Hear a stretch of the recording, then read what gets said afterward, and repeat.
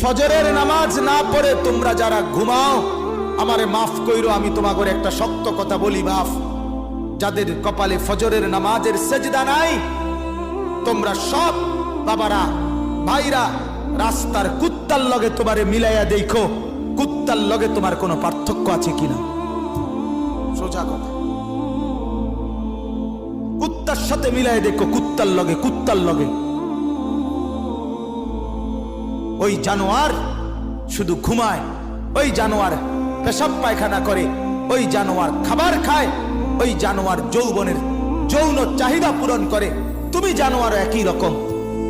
ওই জানোয়ার সেজদা ছাড়া জাগলো, তুমি জানোয়ারও সেজদা ছাড়া জাগলা।